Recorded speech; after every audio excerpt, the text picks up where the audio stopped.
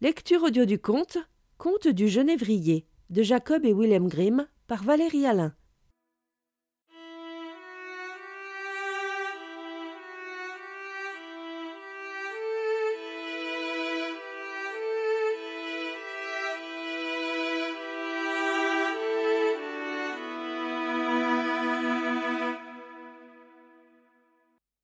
Il y a bien longtemps de cela, il y a au moins 2000 ans, vivait un homme riche qui avait une femme belle et pieuse. Ils s'aimaient très fort tous les deux, mais ils n'avaient pas d'enfants.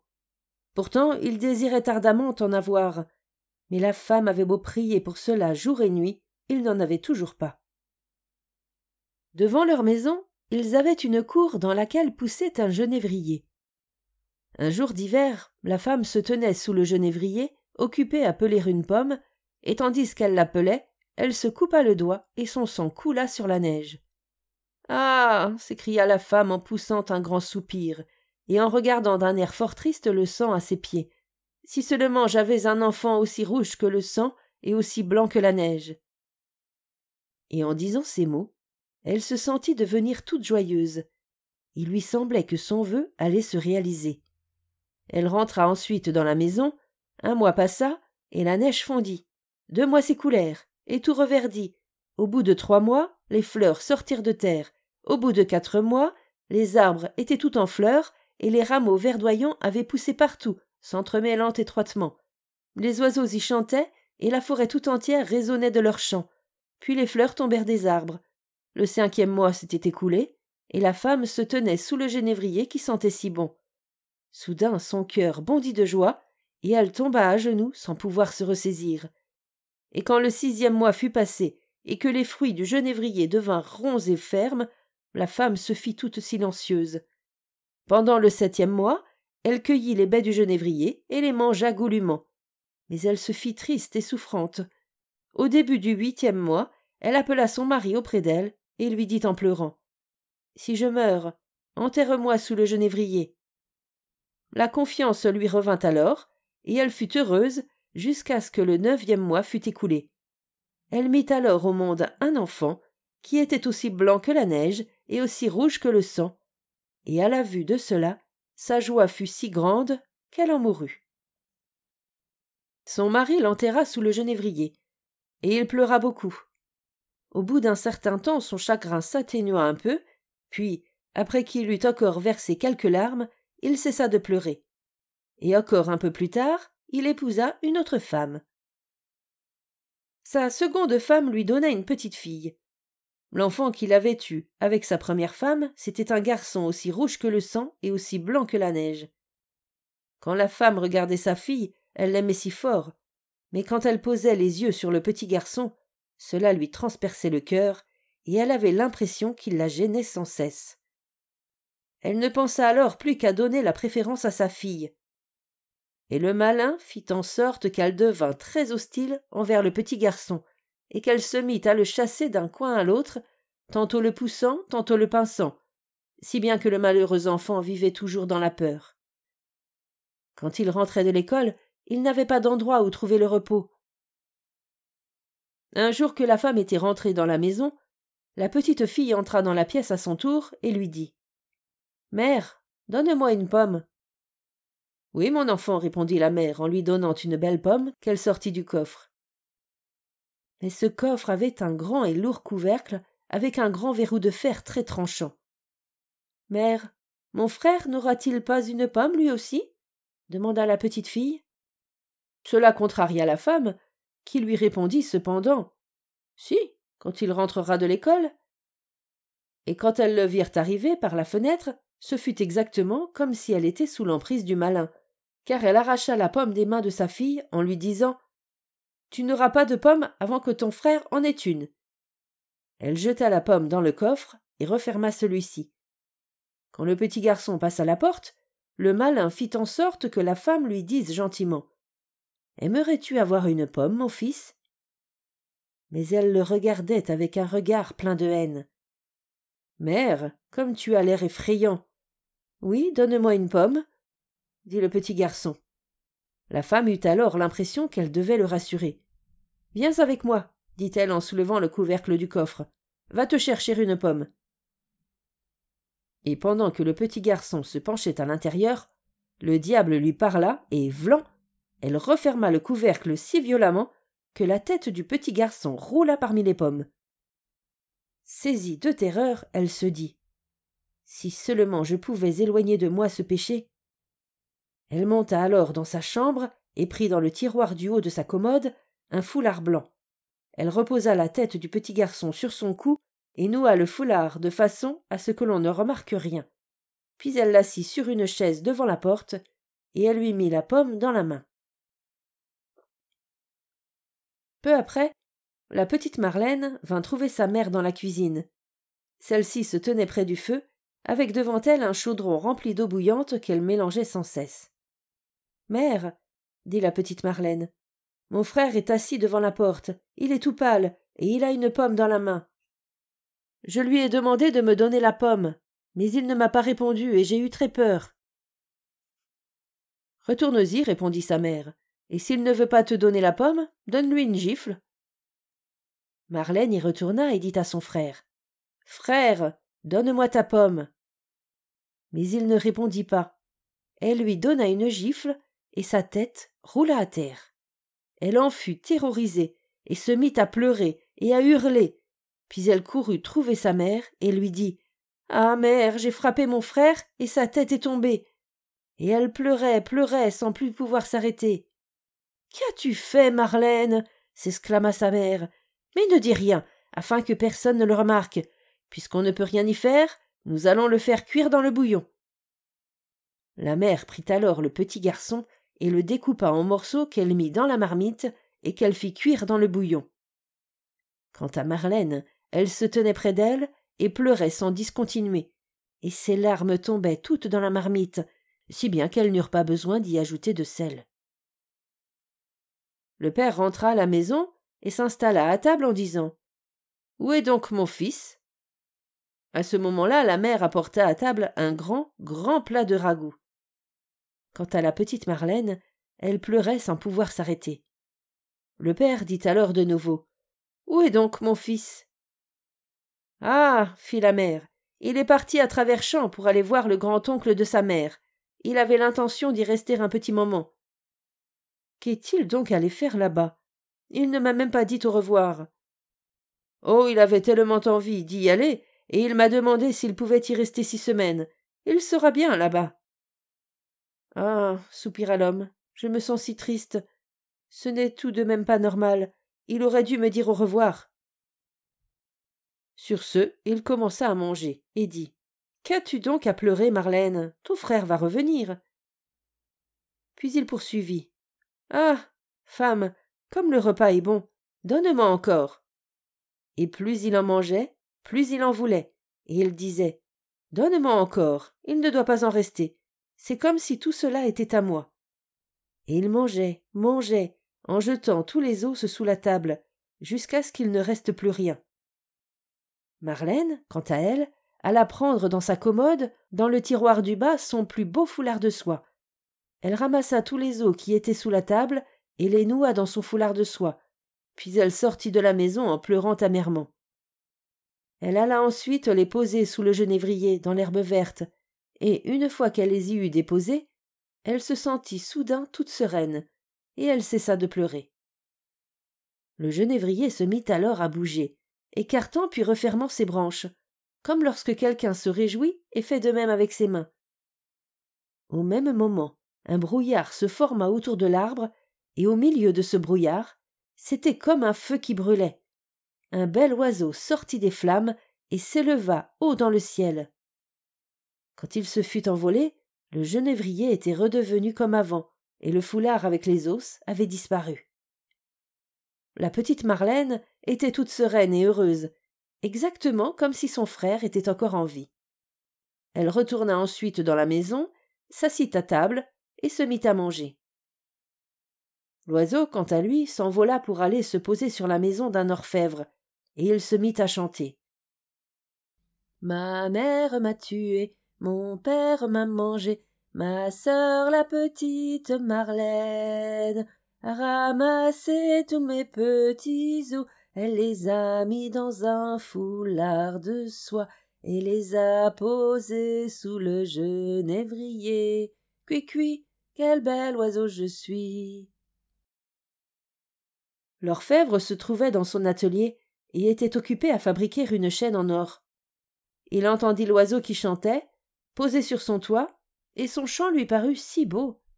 Il se leva, et en passant le seuil, il perdit un de ses souliers. Il sortit ainsi jusqu'au milieu de la rue, un soulier à un pied et une chaussette à l'autre, vêtu de son tablier de cuir, tenant dans une main la chaîne en or et dans l'autre sa pince. Et le soleil brillait si clair et éclairait la rue. L'orfèvre resta debout ainsi, à regarder l'oiseau. « Oiseau, lui dit-il alors, comme tu chantes bien, chante-moi ta chanson encore une fois. »« Non, répondit l'oiseau, je ne te chanterai pas une deuxième fois sans salaire. Si tu me donnes ta chaîne en or, je chanterai ma chanson encore une fois. »« Bien, dit l'orfèvre, tu auras la chaîne en or, mais rechante-moi la chanson. » L'oiseau descendit alors vers lui, prit la chaîne dans sa patte droite, puis il se posa devant l'orfèvre et se mit à chanter. Ma mère m'a tué, mon père m'a mangé, ma sœur la petite Marlène a ramassé tous mes petits os, elle les a mis dans un foulard de soie et les a posés sous le genévrier. Cui, quel bel oiseau je suis. L'oiseau s'envola alors pour aller se poser sur le toit d'un cordonnier. Puis il se mit à chanter. Ma mère m'a tué, mon père m'a mangé, ma sœur la petite Marlène a ramassé tous mes petits os, elle les a mis dans un foulard de soie et les a posés sous le genévrier. Cui, quel bel oiseau je suis. Le cordonnier entendit cela et se précipita devant sa porte en manche de chemise. Il regarda son toit en se protégeant les yeux de la main pour ne pas être aveuglé par le soleil. « Oiseau, que tu chantes bien !» lui dit-il. Puis il repassa la tête dans l'embrasure de sa porte et appela. « Femme, sors donc, il y a un oiseau là, viens voir comme il chante bien. » Il appela ensuite sa fille et ses enfants, et aussi ses compagnons, ses valets et ses servantes, et tous sortirent dans la rue et se mirent à admirer l'oiseau, qui était si beau. Il avait des plumes rouges et vertes, et autour de son cou, elles semblaient être en or pur, et ses yeux brillaient dans sa tête comme des étoiles. « Oiseau, lui dit le cordonnier, chante-moi ta chanson encore une fois. »« Non, répondit l'oiseau, je ne chanterai pas une deuxième fois sans salaire, tu dois m'offrir quelque chose. »« Femme, dit l'homme, monte au grenier. Sur l'étagère du haut, il y a une paire de souliers rouges. Apporte-les. »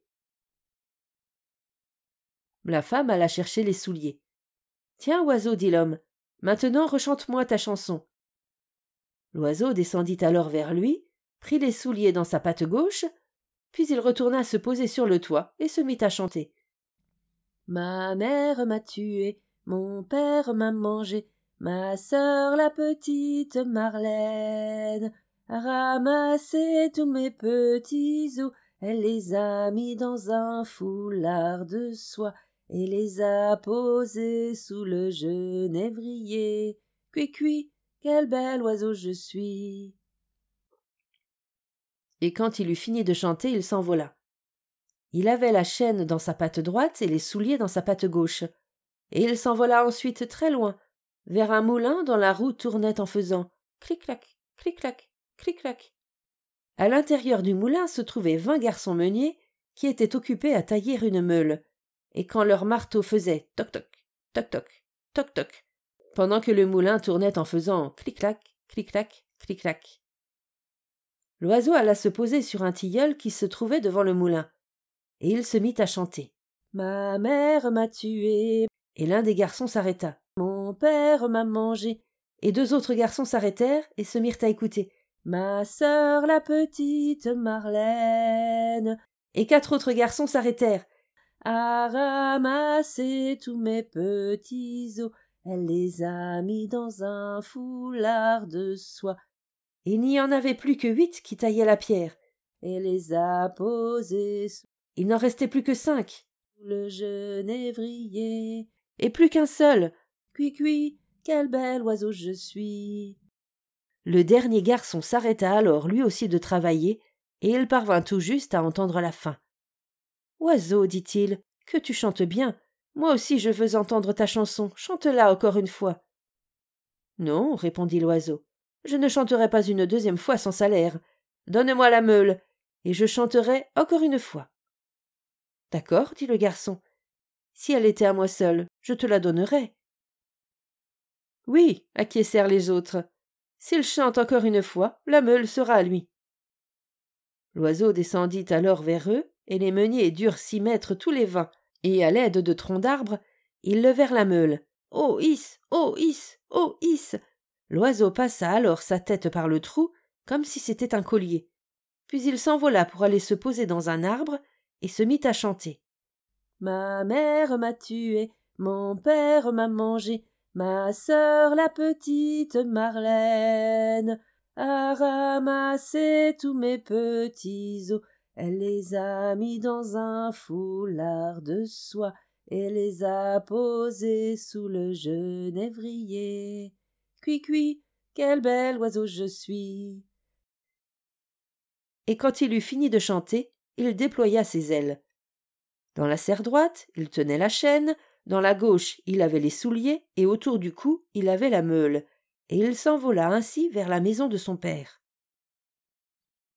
Dans la maison, le père, la mère et la petite Marlène étaient assis à table, et son père dit « Ah, comme je me sens serein tout à coup, je suis d'humeur si heureuse. » « Non, dit la mère, moi j'ai très peur, comme si un terrible orage approchait. » Quant à la petite Marlène, elle restait assise et pleurait.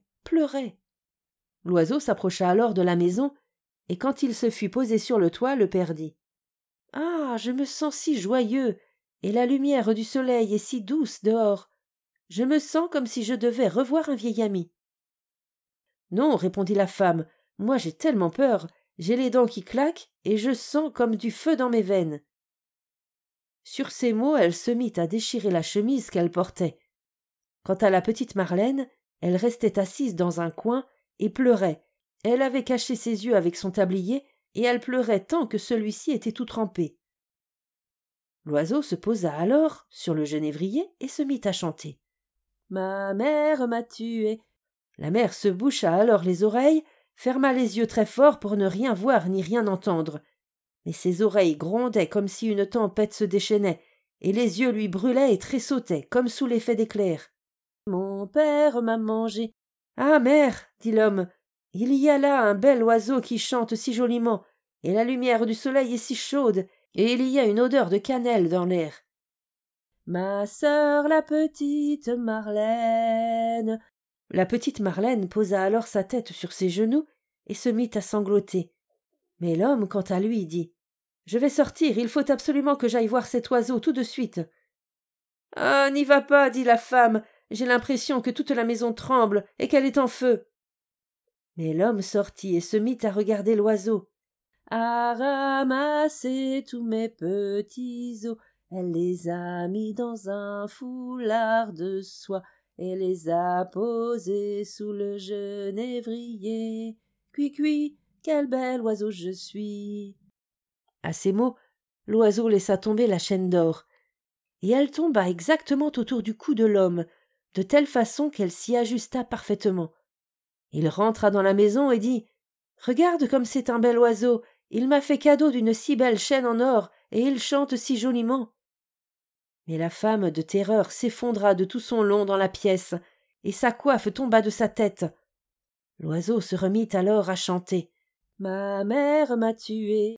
Ah, puissais-je être à 1000 lieues sous terre pour ne pas entendre cela. Et mon père m'a mangé. » La femme tomba alors à terre comme morte. « Ma sœur, la petite Marlène. » « Tiens, dit la petite Marlène, je vais sortir moi aussi pour voir si l'oiseau me donne quelque chose. » Et elle sortit. « À ramasser tous mes petits os, elle les a mis dans un foulard de soie. » L'oiseau lui jeta alors des souliers. et les a posés sous le genévrier. Cui, cui, quel bel oiseau je suis. Elle se sentit alors si sereine et si joyeuse. Elle enfila ses souliers rouges tout neufs, et quand elle les eut aux pieds, elle retourna dans la maison en dansant et en sautant. « Ah, dit-elle, j'étais si triste quand je suis sortie, et maintenant je me sens si sereine. C'est un merveilleux oiseau qui m'a offert une paire de souliers rouges. » « Non, fit la femme en se levant d'un bond, les cheveux dressés sur sa tête comme si c'étaient des flammes. J'ai l'impression que c'est la fin du monde. Je vais sortir moi aussi, peut-être que je me sentirai mieux. Et quand elle passa la porte, patatras, l'oiseau lui jeta la meule sur la tête, si bien qu'elle fut toute réduite en bouillie. Le père et la petite Marlène entendirent cela et sortirent. De la fumée, des flammes et du feu jaillirent alors de cet endroit, et quand tout cela fut dissipé, le petit frère se tenait là. Il prit son père et la petite Marlène par la main, et ils se réjouirent beaucoup, tous les trois. Puis ils rentrèrent dans la maison, s'assirent à table et se mirent à manger.